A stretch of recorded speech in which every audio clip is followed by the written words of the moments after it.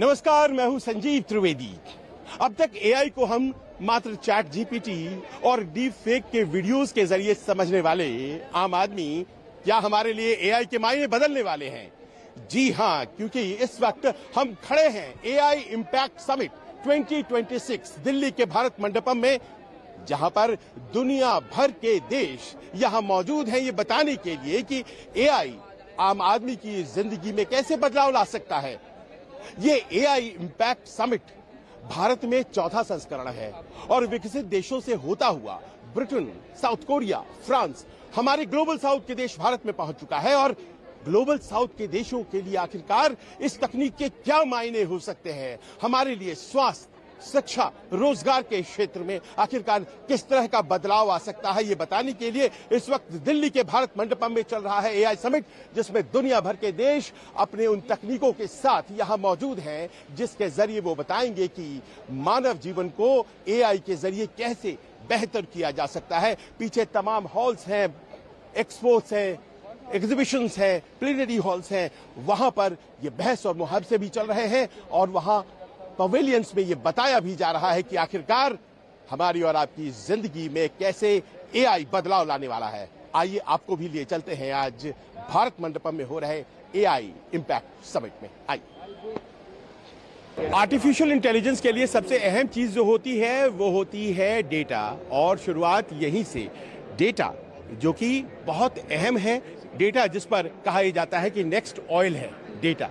हमारे साथ श्रुति है और ये कंपनी है अग्निकुल, और मेरे पीछे देखिए एक प्रोटोटाइप है। ये प्रोटोटाइप किस चीज का है? ये हमारे लॉन्च व्हीकल के अपर स्टेज का है, 1:1 मॉडल है, और ये हमें दिखा रहे हैं जो हम स्पेस बेस्ड डेटा सेंटर्स हम लॉन्च करने वाले हैं, हम वो उसको यहाँ पे दिखाना चाह रहे हैं। अब देखिए, सामान्य भाषा में श्रुति चूंकि जानकार है तो वो उस तरह से बता रही है। मैं आपको बता रहा हूँ कि डेटा सेंटर्स अभी अमेरिका, यूरोप, विकसित देशों में डेटा सेंटर सिचुएट किए जाते हैं, और हमारे और आपके जो डेटाज हैं उसके आधार पर ही तो एआई चलता है।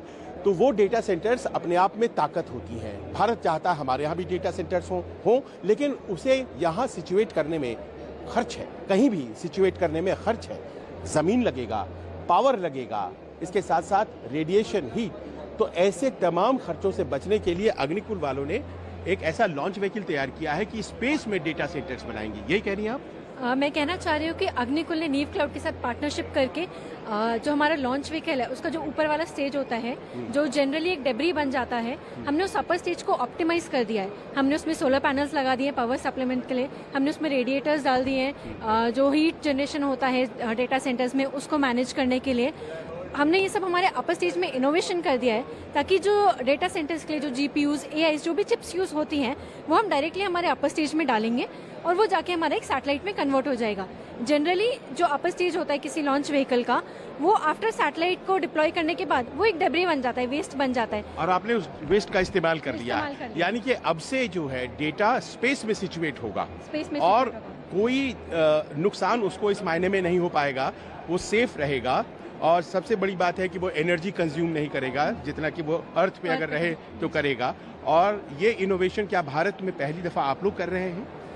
ये इनोवेशन काफी जगह हो रहा है, बट इसको इम्प्लीमेंटेशन, डेवलपमेंट हम लोग कर रहे हैं। क्या दुनिया के जो विकसित देश हैं उन्होंने कर रखा है इस तरह का सिचुएट स्पेस में डेटा सेंटर्स? कुछ कंपनीज है जो ट्राई कर रही हैं, कुछ कंपनीज इनके पास है, बट इंडिजिनसली फ्रॉम इंडिया हम लोग पहली बार इसको डेवलप कर रहे हैं। तो डेटा किस तरह से बहुत अहम है और उसे किसे सेफ रखना है, इसका इंतजाम स्पेस में और ये जो लॉन्च व्हीकल है इसके जरिए अग्निकुल अपने मिशन के जरिए करना चाहता है, ताकि हमारे और आपकी जानकारियां जो हैं वो एक जगह स्टोर होकर रहें, और उन जानकारियों को, सेफ्टी कंसर्न्स तो है, उन जानकारियों को एक्सेस तो कोई नहीं कर लेगा जो स्पेस में सिचुएट होंगे। उसकी सारी safety concerns already both Neev cloud की side as well as Agnikul की साइड से उनका ध्यान रखा गया है, तो कोई डेटा को कोई हार्म नहीं होगा।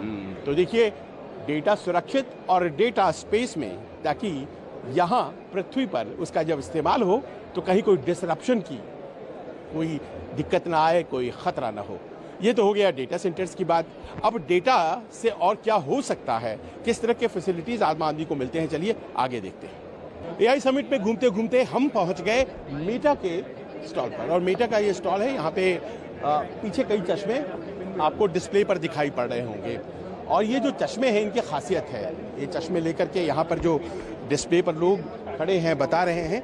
ये मेरे पास भी एक चश्मा है। फर्ज करें आप, मैं ये चश्मा पहनता हूँ और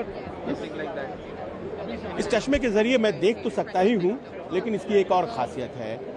इस चश्मे को पहनने के बाद मैं कुछ सवाल करूँगा जो मेरे सामने चीज़ें हैं उनसे मुतल्लिक, या कोई भी प्रश्न, और ये चश्मा उन सवालों को सुन करके यहाँ मुझे कान में उसके जवाब भी दे देगा। है ना इंटरेस्टिंग बात। अब ये कैसे काम करता है ये अर्नब, आप ये चश्मा जो है मैंने पहना, मैं वीडियो पे नहीं बोल सकता, मैं आपको पहले बता। घूमते घूमते हम पहुंच गए मेटा के स्टॉल पर, और मेटा इस बार अपने अनोखे चश्मों के लिए बहुत ही ज़्यादा फेमस हो रहा है। यहाँ पे मैं स्टॉल पे पा रहा हूँ कि देखिए तरह तरह के चश्मे, उस तरफ अगर आप देखें वहाँ भी, इस तरफ भी। और ये मुझे बताया गया कि जैसे ये चश्मा है तो ये केवल चश्मा इसलिए नहीं है कि आप इसे पहन सकते हैं, बल्कि इसमें तरह तरह की चीज़ें हैं जो आप इस चश्मे के जरिए कर सकते हैं। जैसे फर्ज करें मैं आपको अगर इस चश्मे के बारे में बताऊं, ये मेटा चश्मा है जिसमें कि एक कैमरा लगा हुआ है यहाँ पर, और इस कैमरे को अगर मैंने पहन लिया तो और एक्टिवेट कर दिया तो ये मेरे सामने की तस्वीर मेरे कहने से खींचेगा। मेरे पास कोई ऐसे प्रश्न है, कोई जवाब है जिसका नहीं जानता हूँ मैं, मान लीजिए कि ये पौधा है, ये किस चीज़ का पौधा है, अगर मैं पूछूं तो ये मेरे कान में जवाब भी दे देगा। इसके अलावा अगर मुझे कोई संगीत सुनना है तो मैं इसे कह सकता हूं और वो संगीत सुना सकता है। कोई कैप्चर करना है वीडियो वीडियो तो वो कैप्चर कर सकता है। इसमें 32 GB की स्टोरेज है जो मेरे फ़ोन से सिंक हो जाएगी, और फिर ये बड़े आसानी से मैं अपने फ़ोन पर रिट्रीव कर पाऊंगा। यानी कि चश्मा अब केवल देखने के काम नहीं आएगा, बल्कि चश्मा आपके सुनने के भी काम आएगा। चश्मा आपके सवालों के जवाब भी देगा, जो अभी तक आप गूगल करके देखते थे वो तमाम चीज़ें मात्र एक चश्मे से हो जाएंगी। कैमरे की ज़रूरत नहीं है, अब तो फ़ोन कैमरे की भी ज़रूरत नहीं है। आप इस चश्मे से ही आने वाले दिनों में तस्वीरें खींच सकेंगे, जानकारियाँ इकट्ठा कर सकेंगे। है ना कमाल का चश्मा। आइए आपको आगे लिए चलते हैं। समिट में हम ऐसे पवेलियन में आ गए हैं जहाँ स्टार्टअप्स हैं, और इन स्टार्टअप्स में हमें 2-3 बड़े इंटरेस्टिंग स्टार्टअप्स दिखाई पड़े। अमूमन ये पूछा जाता है कि एआई का इस्तेमाल आखिरकार कृषि में कैसे हो सकता है, खेती किसानी में एआई का इस्तेमाल कैसे हो सकता है। ये समझने के लिए हम चले आए इस कियोस्क पर, और यहाँ पर हमें फार्मॉइड नाम का एक मिला, वो ऐप जो कि डेवलप किया जा रहा है फार्मॉइड रोबोटेक प्राइवेट लिमिटेड के द्वारा, और अनंत राज यहाँ पर हमें मिले। अनंत राज, अमूमन ये होता है, हम लोग समझते ही नहीं है कि आखिरकार कृषि में आर्टिफिशियल इंटेलिजेंस कैसे उपयोग होगा। जरा हमें विस्तार से बताइए कि कैसे होगा। ठीक है, तो वेलकम टू फार्मॉइड। तो हम लोगों ने एक ऐप बनाया है और एक डिवाइस बनाया है, जो बेसिकली डिवाइस हम फील्ड पे जाके डिप्लॉय करते हैं, और ये डिवाइस बेसिकली आपके सारे सॉइल के पैरामीटर्स कलेक्ट करता है। अच्छा, जैसे सॉइल मॉइस्चर, ये हम अपने खेत में लगाएंगे जी, और ये सॉइल मॉइस्चर कलेक्ट करेगा, सॉइल का nitrogen, phosphorus, potassium, pH levels, EC levels, O2 levels collect करेगा, और ये आपको इसके जरिए आप तक पहुंचा देगा। जी, और no human interface, no human interface, मतलब ये हमारे खेत में लगेगा। हाँ, और ये आप तक जानकारी आपके मोबाइल एप्लीकेशन पे सारे डिटेल्स आपके पास आ जाएगा, और हम और मैं आपके ऐप को डाउनलोड कर लूंगा। जी, तो आप मेरा डेटा कलेक्ट कर लेंगे और उसके बाद फिर आप मुझे सलाह देंगे कि क्या करना के बारे में। आपको इरिगेट, आपको पानी कब देना है, आपको फर्टिलाइजर कब देना है, कितने मात्रा में देना है, और कितने टाइम में देना है, आने वाले टाइम पे क्या क्या परेशानियां आ सकती है आपके प्लांट को, और उसके लिए प्रिकॉशंस कैसे कैसे दे सकते हैं हम लोग। आपका जब हार्वेस्टिंग स्टेज आता है तब हम आपको मंडी के प्राइसेस के हिसाब से कौन सा मंडी सबसे बेस्ट है आपके लिए, आपका प्रोड्यूस बेचने के लिए, वो भी हम आपको एडवाइजरी देते हैं। रोपाई से लेकर के बाजार तक जी, एक किसान को आपका ये ऐप मदद करेगा। अब देखिए इस तरफ हम आ रहे हैं तो पा रहे हैं कि यहाँ पर ये एक ऐसा ऐप है जिसका नाम है टैलेंट स्पॉटिफाई प्राइवेट लिमिटेड। का ऐप का नाम क्या बताया आपने? Talent Spotify. Talent Spotify. अब क्या होता है कि किसी दफ्तर में बहुत से एम्प्लॉयज़ हैं, कुछ अच्छा काम करते हैं, कुछ काम करते हैं और कुछ बिल्कुल नहीं करते हैं, लेकिन उनकी मार्किंग कैसे हो? मैनेजर साहब जो उनके हैं वो अगर किसी को पसंद करते हैं तो अच्छा काम करने वाले को कम नंबर दे देते हैं। एग्जैक्टली। और जो कम काम करते हैं उनको ज़्यादा मिल जाता है। Exactly. तो जो HR डिपार्टमेंट है उसको पता ही नहीं चलता है कि किसकी तनख्वाह बढ़ानी है, किसकी ज़्यादा बढ़ानी है, किसकी कम बढ़ानी है। Exactly. तो आपने क्या इसका तरीका ढूंढा है? So it's basically a B2B gamified KPI platform where the companies can manage or Hindi में बताइएगा। अरे बोलिए बोलिए I'm बोलिए। not a good at Hindi. कोई बात नहीं, जितनी बोल सकते सो हैं आप एम्प्लॉयज़ का पूरा परफॉर्मेंस आप इस एप्लीकेशन पे मैनेज कर सकते हैं। बीट आपका एम्प्लॉयज़ का कितना वर्क किया, कितना वर्क नहीं किया, based on that employees would बोलिए। इस पे अच्छा हाँ। आप इस पे कैसे बता रहे हैं आप हमें एम्प्लॉय में ये होगा? सो लाइक यू नो हर एक कंपनी को एक OKRs रहते हैं, ऑब्जेक्टिव्स एंड की रिजल्ट्स। सो उसको KRS एंड KPIs के तरफ ड्रिल डाउन करते हैं। Once an employ achieve those task they would get some reward points on our platform like this, अच्छा wherein employees can go ahead and redeem those points in such a way that I've achieved this work for today, I'll take work from home tomorrow. यानी कि वो जो target को पूरा करेंगे तो उन्हें रिवॉर्ड मिलता चला जाएगा। Exactly. Employees एक मोटिवेशन के लिए नेक्स्ट डे ऐसा ही मोटिवेशन में आके काम करते हैं ना, इसके लिए तो एंड ऑफ द मंथ जो एम्प्लॉयर है on the basis of the results that you give, exactly उसके बेसिस पर वो उनको रिवॉर्ड कर सकता रिवार्ड कर है या सकते फिर हैं, रिप्रिमांड कर सकता है। एग्जैक्टली यानी रिटेन कि कर सकते हैं। हर व्यक्ति को समान तरीके से ट्रीट करने की जरूरत नहीं है। Ex- आने वाले दिनों में किस तरह से एआई की वजह से जो चीजें हैं वो आसान तो होंगी, लेकिन कई दफे ये क्या जॉब्स, नौकरियां उन पर भी भारी पड़ेगा। हमारे सामने एक ऐसा काट है, एक ऐसा मशीन है, ये रोबोट जो कि किसी भी लोड को एक जगह से दूसरे जगह लेकर के जा पाएगा और ये करीब करीब 1 टन कई किलोमीटर्स तक लेकर के जा सकता है। इसे ऐसा भी नहीं है कि कोई दूर बैठा चला रहा होगा, इसमें बस जानकारी फीड कर देनी है और फैक्ट्री यूनिट के एक हिस्से से दूसरे हिस्से तक वो लोड लेकर के चला जाएगा। जाएगा कैसे वो हम आपको बताते हैं। यहाँ ये आप देखें, यहाँ पर ये खुलेगा और इसमें किसी भी कार्ट को, किसी भी गाड़ी को अटैच किया जा सकता है और उसके बाद ये मूव करने लगेगा और ये जहाँ आप इसे फीड करेंगे वो मूव करता चला जाएगा। और इस तरह से एक ऐसा रोबो जो कि लोड उठाने के, बोर्ड उठाने के काम आएगा, isn't it, sir? Yes, yes. Yeah. It can tow up to 1 ton of kgs, and we have multiple variants, even 5 and 10 tons. So, in a closed environment where you need to move materials from point to point, this is a wise choice to do. It is fully driverless, no need for any person to drive the vehicle. You just press the button, the vehicle starts to move. तो इसका मतलब ये है कि अब आने वाले दिनों में लेबर फोर्स की जरूरत नहीं होगी No, it's not या like कम होगी। Yeah, come.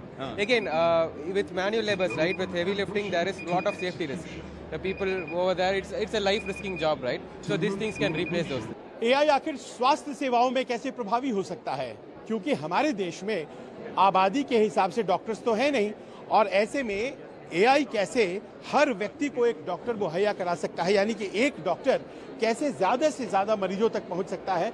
उसके लिए एआई के जरिए एक मशीन काम करेगी और वो इस तरह से तय करेगी कि आपकी जो पहुंच है डॉक्टर तक वो आसानी से हो जाए। डॉक्टर कहीं भी रहें, आप कहीं भी रहें, आपको उनके क्लिनिक नहीं जाना पड़ेगा, बल्कि आपकी सारी जानकारी क्लिनिक ऑन क्लाउड के जरिए उन तक पहुंचेगी और फिर वो आपको दवा प्रिस्क्राइब कर देंगे। फर्ज करें कि आप बीमार हैं और आप एक ऐसी जगह पे पहुंचते हैं जहां पर ये मशीन रखी हुई है, क्लिनिक ऑन क्लाउड इसका नाम है, और ये मशीन रखी हुई है। इस मशीन में ये व्यवस्था है कि वो मेरे वाइटल्स ले सकती है।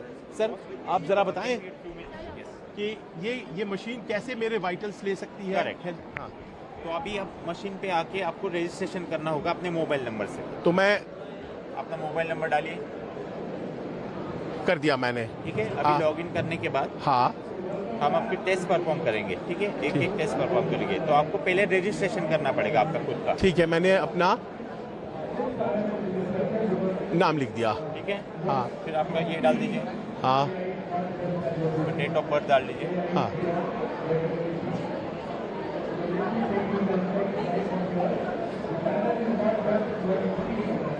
ठीक है। ठीक है, अब ये डालने के बाद, ये सेव करने के बाद अब यहाँ पे आ जाओगे। हाँ। ठीक है, यहाँ पे आप हेल्थ चेकअप पे देख सकते हो जो आपको टेस्ट परफॉर्म करने हैं वो आप सारे 65 प्लस टेस्ट आप ये मशीन पे कर सकते हो। ठीक है, अभी हम डेमो के लिए आपके कुछ टेस्ट परफॉर्म करेंगे। ठीक है, right from height, blood pressure, temperature और ऑक्सीमीटर।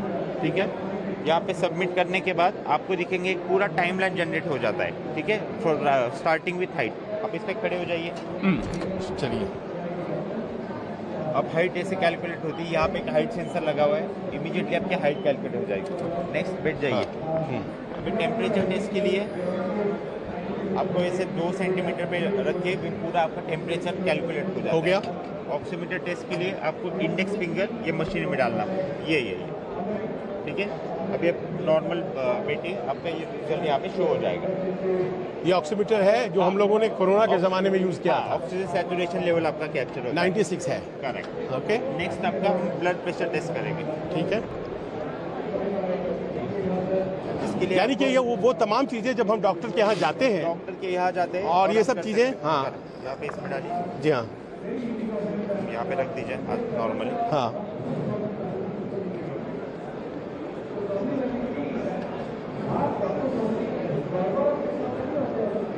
अब देखो आपका ये बीपी कैलकुलेट कर देगा। ये शो कर रहा है यहाँ पे। यहाँ पे शो कर रहा है, यहाँ पे भी देख सकते हो यूएस पे, यहाँ पे भी शो कर रहा है। विदिन 15 to 20 सेकेंड्स आपका ब्लड प्रेशर भी कैलकुलेट हो जाता है। ये तो बहुत ज़्यादा चला गया। बोले मत, और ज़्यादा होगा फिर।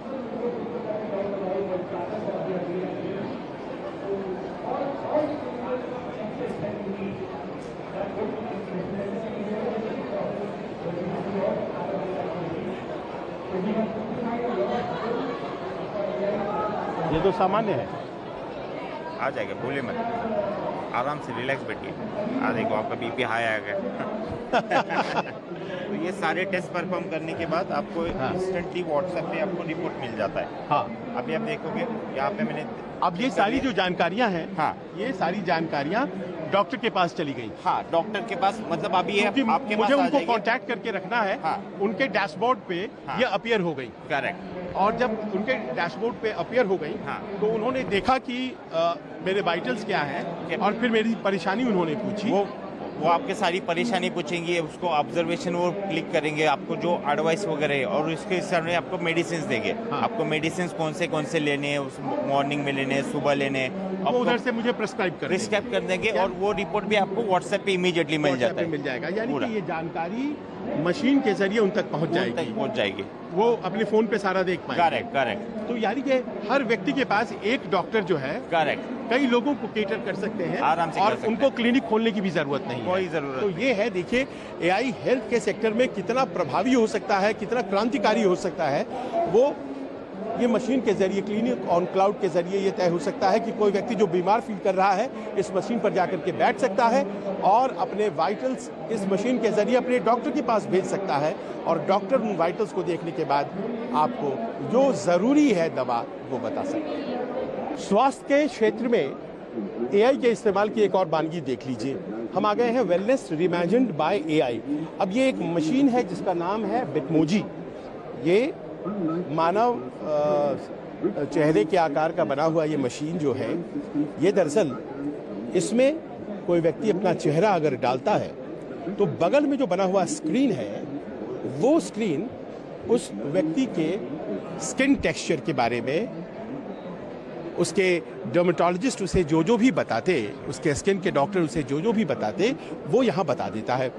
और इस तरह से वो बिना किसी स्किन के डॉक्टर के पास जाए हुए अपने स्किन के बारे में वो तमाम जानकारियां हासिल कर सकता है, जिसके ज़रिए वो अपना उपचार भी कर सकता है, ज़रूरत पड़े तो डॉक्टर के पास भी जा सकता है। देखिए, इन्होंने अपना चेहरा अंदर डाला मशीन में, और अब मशीन अपना काम कर रहा है, वो जानकारियाँ इकट्ठा कर रहा है, और वो पैरामीटर्स क्या है जिनके आधार पर वो जानकारियाँ इकट्ठा कर रहा है, वो हम आपको इनसे पूछ करके बताएंगे। कौन कौन से पैरामीटर्स होंगी जिसके बारे में ये जानकारियाँ इकट्ठा कर रहे हैं? सर 17 से ज़्यादा पैरामीटर्स होते हैं इसमें अवेलेबल, लाइक पोर्स होते हैं, सीबम होता है, जो हमारी स्किन पे जितना भी प्रॉब्लम्स आती है, जैसे विंकल्स हो गए, एक्ने हो गए, पोर्स हो गए, उसके अकॉर्डिंग जैसे आप देख सकते हो यहाँ पे एनालिसिस करता है। फिर ये सारे पैरामीटर्स हैं। यस, मेरा स्किन हाइड्रेटेड है, नहीं यस, है, आपका स्किन में कितना मॉइस्चराइजर है, कितना हाइड्रेशन अवेलेबल है, वो सब कुछ ये बताता है। जैसे इनका 50% है, इट्स क्वाइट गुड,